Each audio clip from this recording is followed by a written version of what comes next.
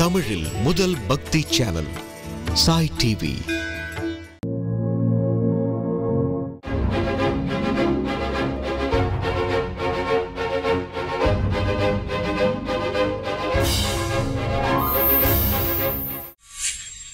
வணக்கம், என் பேர் நியாஸ். வேளச்சேரியில் நான் கால் டிரைவராக இருக்கிறேன்.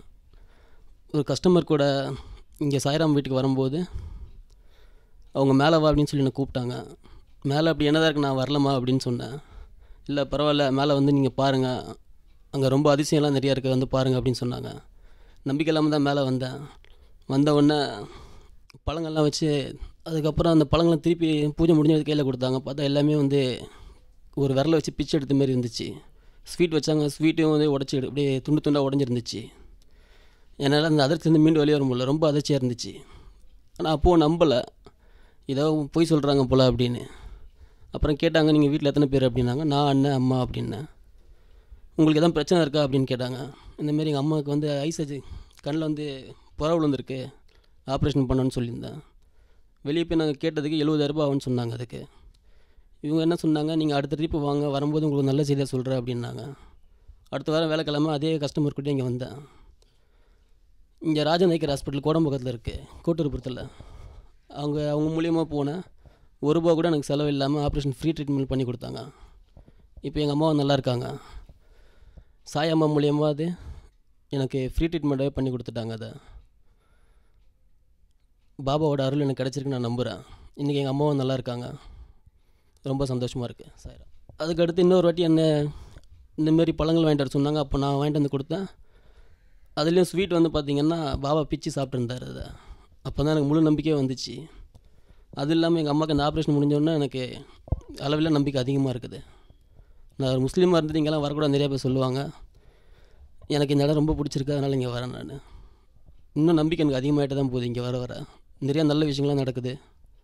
மனசு கொஞ்சம் நிம்மதியாக இருக்குது. இங்கே வர போய் நல்லாயிருக்கு. இங்கே வர்றது, இங்கே உள்ளே உட்காரும் போதே ஒரு மாதிரி ஃபீல் ஆகும். ஒரு நல்ல வைப்ரேட் ஒன்று இருக்குது இங்கே வரும்போது. வெளியே போகும்போது நீங்கள் நிம்மதியாக போவீங்க. எவ்வளோ கஷ்டத்தோடு இங்கே வந்தாலும் அவ்வளோ நிம்மதியாக வெளியே போவீங்க. சாய்ராம். ஜெய் சாய்ராம். கோங்கமும் வேங்கையும் தூங்கணர் கொண்டு கவின் பெற்று நிற்கும் தமிழ்நாட்டின் ஒரு சிறிய புள்ளி நான். அச்சமில்லை அச்சமில்லை அச்சமென்பதில்லையே, உச்சி மீது வானிடிந்து வீழுகின்ற போதிலும் அச்சமில்லை அச்சமில்லை அச்சமென்பதில்லையே என்ற பாரதியாரின் கூற்றுப்படி வாழும் புதுமை பெண் நான். ஆனால் ஒரு சக்தி என்னை கோட்டூர்புரத்திற்கு இழுத்தது. ஒரு நாள் நானும் என் கணவரும் ஒரு திருமண வரவேற்புக்கு சென்றிருந்த பொழுது ஒரு புகைப்படம் எடுத்துக்கொள்ளலாம் என்று ஒரு ஸ்டூடியோவுக்கு சென்றோம். அங்கு ஷிரடி சாய்பாபாவின் கேலண்டர் மிகப்பெரிய அளவில் பிரம்மாண்டமாக இருந்தது. அதன் அழகில் சொக்கிப் போனேன். அந்த கடைக்காரரிடம் விசாரித்த பொழுது, அம்மா, இது 3 வருடத்துக்கு முந்தைய கேலண்டர், தற்போது உங்களுக்கு என்ன செய்தாலும் கிடைக்காது என்று கூறினார். உடனே நான் அதிலிருந்த நம்பரை எடுத்து ஃபோன் செய்தேன்.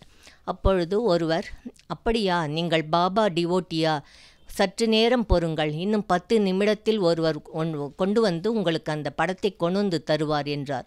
ஆச்சரியப்பட்டேன். 10 நிமிடம் கழித்து சைக்கிளில் ஒரு பையன் மிகப்பெரிய கேலண்டர் ஒன்றை கொண்டு வந்து என் கையில் கொடுத்து விட்டு சென்றான். அப்பா, உனக்கு நான் ஏதாவது பணம் கொடுக்க வேண்டும் என்று கூறினேன். எதற்கு? என் உண்டியலில் போட்டு விடுங்கள், எனக்கு எதற்கு பணம் என்று சொல்லி மாயமாக மறைந்து விட்டான்.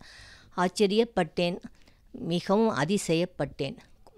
அன்று இரவே வந்து என்னுடைய பூஜை அறையில் அப்படத்தை மாட்டினேன். அடுத்த நாளிலிருந்து நிறைய மாற்றங்கள் என்னுடைய வாழ்க்கையில் வந்து சேர ஆரம்பித்தன. ஒரு நண்பர் ஒருவர் மூலமாக கோட்டூர்புரத்தில் உள்ள சாய் அம்மாவின் நட்பு கிடைத்தது. மிகவும் நம்பிக்கை இல்லாமல் தான் வந்தேன். துனி ஹோமம் 4:30 மணிக்கு என்று சொன்னார்கள். நான் ஒரு நாளும் சூரியன் உதிப்பதை பார்த்ததே இல்லை. அவ்வளவு சீக்கிரமாக எழுந்திருப்பவள் நான். கடைசியில் நான் என்ன செய்வது என்று திகைத்த பொழுது சிவப்பரிசி பாயசம் செய்தேன். அதை ஒரு தூக்கில் போட்டுக்கொண்டு அவர்களுடன் கிளம்பி வந்தேன். அவர்கள் ஒருவர் ஆப்பிள், ஒருவர் மாதுளம்பழம் என்று கொண்டு வந்தார்கள். நான் பாயசம் எடுத்து வந்தேன். உடனே அம்மாவிடம் கொடுத்து நைவேத்தியம் பண்ண சொன்னேன். அவர்கள் 2 பழங்களையும் பாபா சாப்பிட்டார். ஆனால் எனக்கு என்னுடைய பாயசம் ஒன்றையுமே எடுக்கவில்லை. மிகவும் மனம் தளர்ந்து போனேன். சோர்ந்த உள்ளத்துடன் வீடு சென்றேன். என் கணவரிடம் கூடி அழுதேன். என்னுடைய பக்தி உண்மையான பக்தி அல்ல, ஆகையால் பாபா என்னுடைய பாயசத்தை சாப்பிடவில்லை என்று கூறி அழுதேன். அவர் அதற்கு பைத்தியமே, உனக்குத்தான் தெரியவில்லை, அவர் நிச்சயமாக எடுத்து சாப்பிட்டிருப்பார். நம்மளுடைய மனக்கண்ணுக்கு தெரியவில்லை, அகக்கண்ணுக்கு தெரிந்திருந்தால் உனக்கு புரிந்திருக்கும் என்று கூறினார். உடனே நான் என்ன செய்தேன், மனசு சரியில்லை, நான் மஞ்சக்குப்பம் என்ற இடத்தில் ஒரு கிராமத்தை தத்தெடுத்துள்ளேன். அந்த குழந்தைகளை காணுவதற்காக புறப்பட்டேன். டிரைவரிடம் போய் சொன்னேன். கையில் பணமில்லை, பெட்ரோலுக்கு கூட பணமில்லை. உடனே பாபா என்ன செய்வது, எப்படி நான் செல்வது என்று திகைத்தேன். உடனே என்னுடைய வீட்டில் வாடகை இருக்கும் ஒருவர், ஆண்டி நீங்கள் வந்து பணம் உடனே வாடகையை வாங்கி கொள்ளுங்கள் என்று கூறினார். இதுதான் சந்தர்ப்பம் என்று உடனே அந்த பணத்தை வாங்கி கொண்டு மஞ்சக்குப்பம் புறப்பட்டேன். அப்பொழுது அந்த குழந்தைகளுக்கு பாதுகாவலராக இருப்பவர் ஐயனார், அவருடைய துணைவி மகேஸ்வரி, இருவரும் மெயின் ரோடில் வெயிட் பண்ணி கொண்டிருந்தார்கள் பைக்கில். நான் ஒரே பசியில் கண் காதே ஒன்றும் தெரியவில்லை, என்ன செய்வது என்றே புரியவில்லை. உடனே அந்த ரோடு வாசலில் முருங்கைக்காய், பெரிய பெரிய முருங்கைக்காய் சாட்டையாய் விற்று கொண்டிருந்தார்கள். நான் உடனே ஜமால் என்ற டிரைவர், அவரை நிறுத்துங்கள் என்று சொன்னேன். ஜமால், வண்டியை நிறுத்துங்கள், நான் முருங்கைக்காய் வாங்க வேண்டும், என் கணவருக்கு மிகவும் பிடிக்கும் என்றேன்.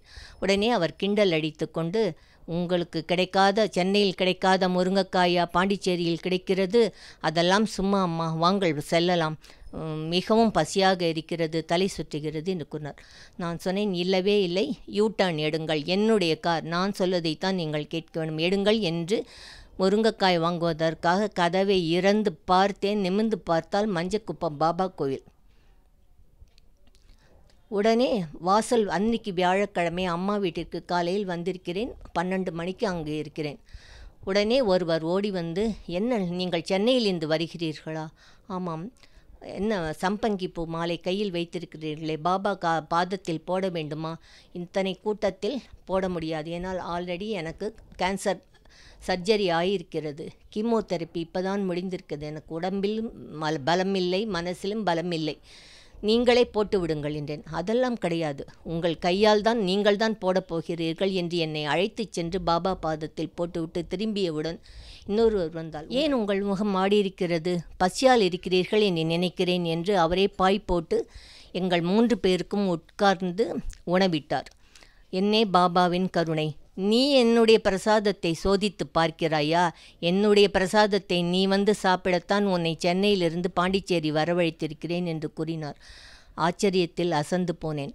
திரும்பவும் ஜமாலிடம் சொன்னேன், காலையில் போனீர்களே கோட்டூர்புரம், அந்த வீட்டுக்கு பொங்கல் என்று மாம்பழம் வாங்கினேன். அவர் சொன்னார், அம்மா காலையிலிருந்து 3:30 மணியிலிருந்து நீங்கள் அலைந்து கொண்டிருக்கிறீர்கள், ஐயா கேட்டால் என்னை தான் திட்டுவார், இப்போவே நீங்கள் சுருண்டு படுத்து கொண்டு விட்டீர்கள், நான் செல்ல மாட்டேன் என்று கூறினார். இல்லை, போகத்தான் வேண்டும் என்று கூறினேன். அப்பொழுது திரும்பி வந்தவுடன் அம்மா கையில் அந்த பழங்களை கொடுத்து பிரசாதம் நைவேத்தியம் செய்து, அம்மா எனக்கு கொடுங்கள் என்று கேட்டேன்.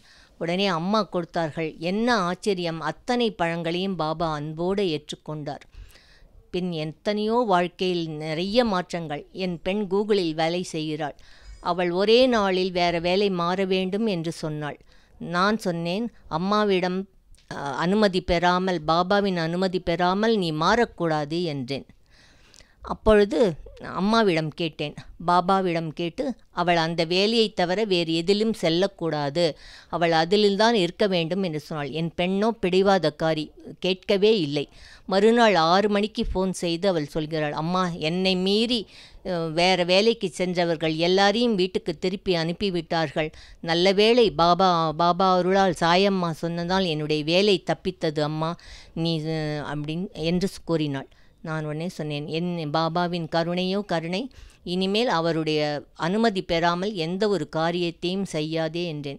என்னுடைய மகன் வேலை இல்லாமல் இருந்தான், அவனுக்கு பெரிய வேலை அமெரிக்காவில் கிடைத்திருக்கிறது. H1B விசா யாருக்குமே கிடைக்காதது 10 நாட்களில் அவனுக்கு கிடைத்திருக்கிறது. தனி வீடு கிடைத்திருக்கிறது.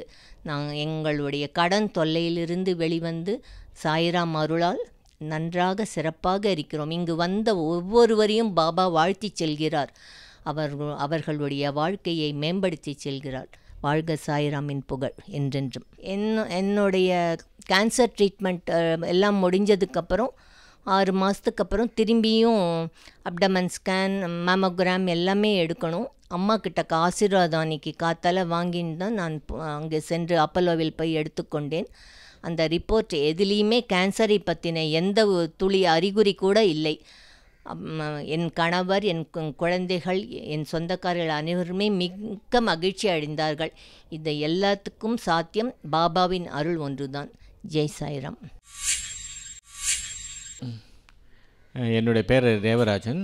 நான் அண்ணா நகர்லேருந்து வரேன். நான் மாடி தோட்டம் போட்டு கொடுத்துட்டுருக்கேன். அதன் மூலமாக எனக்கு வைதேகி கிருஷ்ணமூர்த்தி அம்மா எனக்கு அறிமுகமானாங்க.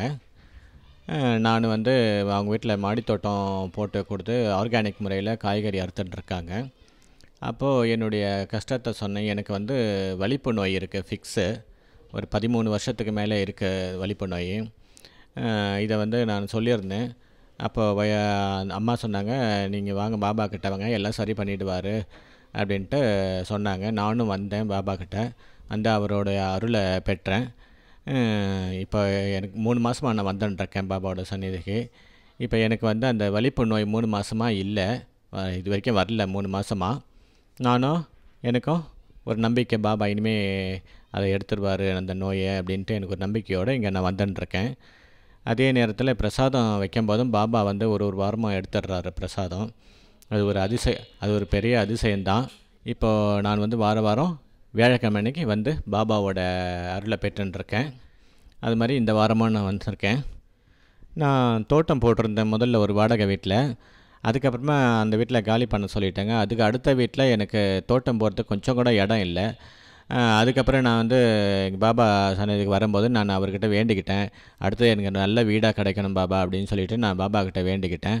2 வாரத்துலேயே பார்த்திங்கன்னா எனக்கு நல்ல ஒரு வீடு கிடச்சிச்சு. தோட்டம் அமைக்கிறதுக்கு தண்ணி வசதியோடு நல்ல பெரிய ரூமோடு எனக்கு ஒரு வீடு கிடச்சிது. எனக்கு அதுவும் குறைஞ்ச வாடகையில் எனக்கு கிடச்சிது. அது இப்போ பார்த்திங்கன்னா பால்கனியில் நான் தோட்டம் வைக்க ஆரம்பிச்சிட்டேன், காய்கறி தோட்டம் வைக்க தொடங்கிட்டேன். அது அடுத்தது பார்த்திங்கன்னா தண்ணி பிரச்சனையும் இல்லை எனக்கு. இது பாபா கொடுத்த எனக்கு ஒரு அருள் தான். ஜெய் சாய்ராம். எல்லா மகிமையும் ஐயாவுக்கு தான் பிறந்தோம். நான் ஒரு ஒதுக்கப்பட்டவங்கன்னா நான் இருந்தேன் அந்த உலகத்தில். எங்கே போயும் எங்கள் தீராத வேதனையாக இருந்தது எங்களுக்கு. கடைசியில் எங்களுக்கு டிவி மூலியமாக ஐயாவோட மகிமை எங்கள் கிடைச்சிது. பார்த்தோம், அவர் முன்னால் கண்ணீர் வடித்து அழுதேன். எனக்கு அற்புதமான ஒரு அதிசயத்தை கொடுத்தாரு. உன் பிள்ளைகளுக்கு தெய்வீக சுகம் கிடைக்கும், நீ கவலைப்படாத அப்படின்ட்டு. அதாவது ஒரு ஒரு குறி சொல்கிறதோ சொல்கிறதோ அப்படி இல்லை. ஆத்ம ரீதியாக மன ரீதியாக எனக்கு உதவி செஞ்சார். கண்ணீர் விட்டு அழுத. எனக்கு தகப்பன் இல்லை, எனக்கு தகப்பனுக்கு தகப்பனாக இருந்து எனக்கு நீ கவலைப்படாதம்மா, உன் பிள்ளைகளை நல்லா காப்பாற்றி 4 பேரை போல் நடக்க வைக்கிறேன்னு சொல்லி எனக்கு உதவி செஞ்சார். அதே போல் வந்திருக்க அந்த தம்பி எங்களுக்கு உதவி செஞ்சாங்க, இந்த மாதிரி செய்யுங்கம்மா அப்படின்ட்டு. அவருடைய அருள் பிரசாதத்தை டெய்லி காலையில் சாயங்காலம் கொடுத்து வரேன். உடம்புல இதை தவிர எங்கெங்கே பார்ட்ஸ்லாம் அப்படியே கடந்தது. அதை பார்த்து நான் அழுவேன். ஐயோ, நான் எப்படி அருமையான பிள்ளையை நான் வச்சுருந்தேன், இன்றைக்கி இந்த நிலைமையில் நான் வச்சிட்ருக்கேன். நான் கடைசியில் பார்த்திங்கன்னா ஒவ்வொரு பார்ட்ஸும் இப்போ எப்படி கலண்டு போச்சோ அப்படியே அற்புதமாக ஜாயிண்ட் ஆரோக்கியமாக நல்லா இருக்கிறான். இன்னும் என்னன்னா, நான் பேட்டி கொடுக்க போயிடலாம், என் பிள்ளைகள் அவரோட ஆலயத்தில் நின்று பேசினாக்கே இதை விட சந்தோஷம் வேறு எதுவுமே கிடையாது. ஆனாலும் எனக்கு மனசில் இருக்க முடியல. நான் அவர் வாரம் அவர் ஆலயத்தில் அவரை தரிசனம் பண்ணி அவருடைய மகிமை உலகத்துக்கு எடுத்து சொல்லணும். நானும் இன்னும் மென்மேலும் ருசிக்கணும். நான் மட்டும் அனுபவித்தா மட்டும் போதாது. எல்லாருமே நான் பெற்ற இன்பத்தை, நான் பெற்ற சுகத்தை எல்லாருக்கும் ஆண்டவர் அது ஐயா சாய்பாபா ஐயா உதவி செய்யணும், அற்புதம் செய்யணும். கூடிய சீக்கிரத்தில் என்ன மாதிரி பாதிக்கப்பட்டவங்க, என்ன மாதிரி பிள்ளைங்களை வச்சு பாதிக்கப்பட்டவங்க தாய்மார்களும் இந்த சுகத்தை பெற்றுக்கொள்ளணும்னு நான் தாழ்மையோடு கேட்டுக்கொள்கிறேன். சாயுடைய மகிமைகளை சொல்ல வார்த்தைகள் கிடையாது. அதே நேரம் அதை சொல்லணும்னா பல யுகங்கள் பத்தாது. ஏன்னா அவருடைய ஒவ்வொரு வரிகளும் ஒவ்வொரு மகிமைகளுக்கும் சொல்லணுன்னா பல தன்மைகள் வேணும். பாக்கியம் பண்ணியிருந்தால் மட்டுமே அதை பேசக்கூடிய தகுதிகளும் அதை பேசக்கூடிய பாக்கியமும் கிடைக்கும். அதே நேரம் ஒரு விஷயம் சொல்லும்போது அந்த பாக்கியத்தை சாய் தேவராகப்பட்ட குரு எனக்கு கொடுத்துருக்கார். எப்படி அந்த பாக்கியம் எனக்கு கிடைக்குது அப்படின்னா, நான் வந்து காளி உபாசகர். காளியுடைய மந்திரங்களையும் காளியுடைய பூஜைகள் மட்டுமே பண்ணி என்னுடைய வாழ்க்கையில் நான் வாழ்ந்துட்டுருக்குறேன். எனக்கு பாபாவை முஸ்லீம் தான் சொன்னாங்க, நானும் அப்படி தான் நினச்சிக்கிட்டேன். பாபாவுடைய முறைகள் எதுவும் எனக்கு தெரியாது. ஒரு 18ஆம் தேதி 8ஆம் மாதம் 2016 அன்னைக்கு வீட்டு வாசலில் ஜனங்க கூடியிருந்தாங்க, இந்த ஊர் ஜனங்க. அம்மா இங்கே கொஞ்சம் வந்து பாருங்க, இங்கே பாபாவுடைய சிலை இங்கே இருக்குது, என்னன்னு சொல்லி பாருங்க. வந்து பார்த்தா அபிரமிதமான, அதாவது வார்த்தைகள் கிடையாது, அப்படி ஒரு வாசனை, அப்படி ஒரு சுகந்தம், அப்படி ஒரு வைப்ரேஷன், அந்த ஒரு தனத்தோட நிறைய உத்ராட்சிகளும் நெல்மணிகளும், அதாவது பிரம்மதானியம் சொல்லக்கூடிய அந்த நெல்மணி, அதோட சேர்த்து பாலசங்குங்கிறதும் சிவன் பார்வதி விநாயகர் சேர்ந்த ஒரு பழைய கால சிலையும் நிறைய உத்ராட்சிகள் கொட்டி இருந்தது மட்டும் இல்லாமல் கோமதி சக்கரம்ன்ற சொல்லக்கூடிய சக்கரங்கள் இருந்தது. ஏன்னா எனக்கு முதல்ல அது தெரியாது, அதை எடுத்ததுக்கு அப்புறமா தான் தெரியும் அது கோமதி சக்கரம்ன்றது. சொல்ல போய் தான் எனக்கு தெரியும், அதுக்கு முன்னாடி தெரியாது.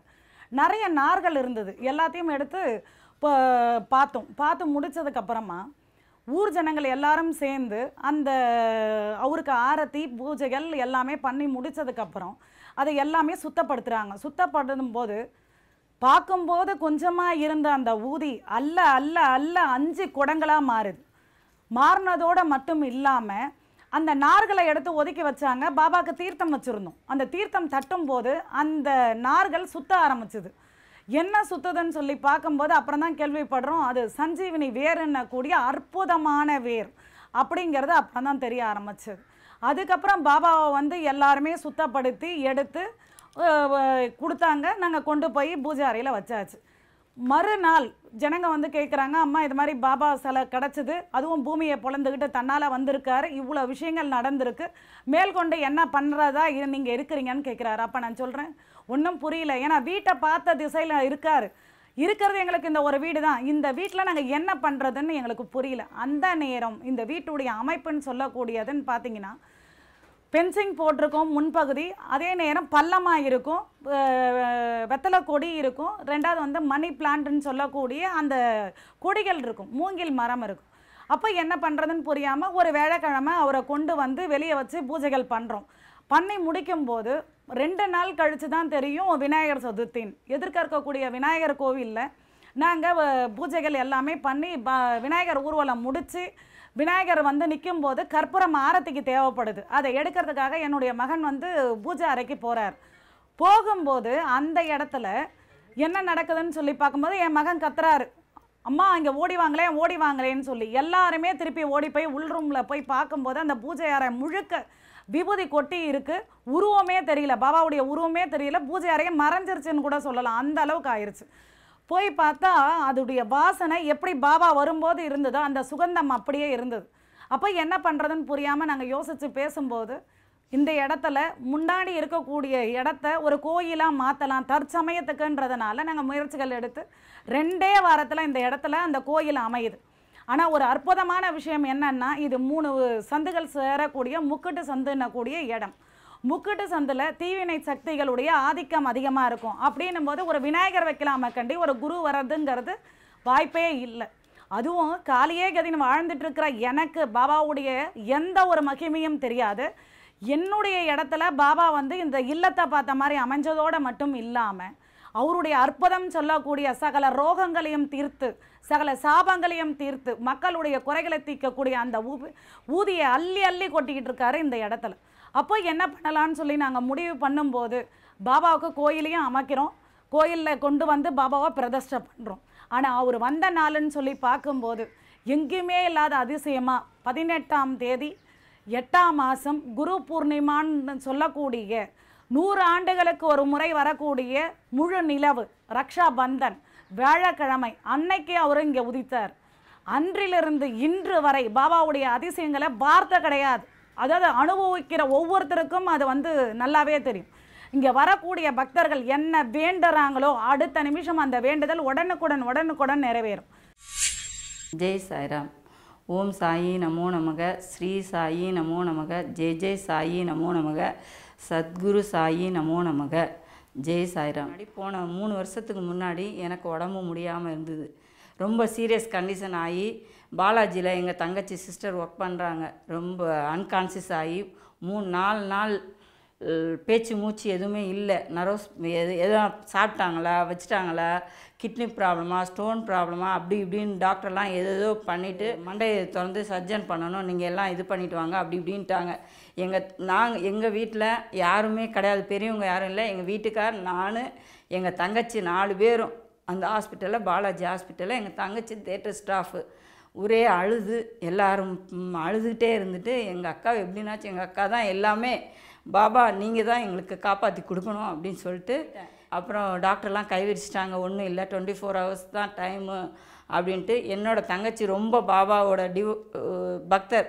அவங்க வந்து பாபா கிட்ட வேண்டிட்டு 10 ரூபா வச்சுட்டு 108 தடவை ஸ்லோகம் சொல்லி, நாங்கள் 4 பேருமே எனக்கு என்ன நடந்ததுன்னே எனக்கு தெரியாது, ஐசியூவில் இருக்கேன். எங்கள் அக்காவை காப்பாற்றி கொடுக்குற பொறுப்பு உங்களோட தான் பாபா, அப்பா எனக்கு தெரியாது அப்படின்னு சொல்லிட்டாங்க. அதுக்கப்புறம் 3 நாள் scan, MRI scan, CT scan எல்லாமே எடுத்து பார்த்த உடனே டாக்டர்லாம் ஒன்றுமே சொல்ல முடியல. 4 நாளைக்கு அப்புறம் தான் எனக்கே கண்ணு திறந்து பார்த்துட்டு, சின்னதாக ஒரு மைல்டாக பிளாக் ஆகிருக்கு நெத்தி போட்டுக்கிட்ட, வேண்டாம்மா சர்ஜன்லாம் வேண்டாம், டாக்டர் சந்தானம் சார் தான் சொன்னாங்க, நீரோட டாக்டர், ஒன்றும் வேண்டாம், இந்த பொண்ணுக்கு சர்ஜன் பண்ண வேண்டாம், மாத்திரையிலே கரைச்சிடலாம் அப்படின்ட்டு. அதுக்கப்புறம் 1 மாதம் ஐசியூலே இருந்து எனக்கு என்னை காப்பாற்றி விட்டதே முழுக்க பாபா தான் காப்பாற்றி விட்டு. டாக்டர் 4 நாள் கழித்து, 1 வாரம் கழித்து வந்து தோளில் தட்டி கொடுத்து, மா நீ கிரேட்டுமா, பாபா உன்னை காப்பாற்றி விட்டாங்க, இந்த அளவுக்கு சிவியரான இது நாங்கள் பார்த்ததில்லை, நீ தேறிட்ட அப்படின்னு சொல்லிட்டு. அந்த ஹாஸ்பிட்டலே நான் வேறு யார்ட்டையும் கேட்கல, எல்லாருக்கிட்டையும், ஆயம்மாலேருந்து, டாக்டர்லேருந்து, ஸ்டாஃப்லேருந்து எல்லார்ட்டையும் எனக்கு என்னை காப்பாற்றி விட்டதுக்கு நன்றி சொல்லிவிட்டு, நான் மடிபிச்சை கேட்டு டாக்டர்லேருந்து அனைவரும் எனக்கு மடிபிச்சை கொடுத்தாங்க. அந்த ரூபாயை கொண்டு பாபாவுக்கு ஷீரடி கொண்டு காணிக்க போட்டுட்டு நான் வந்தேங்க, நன்றி சொல்லிட்டு வந்தேன்.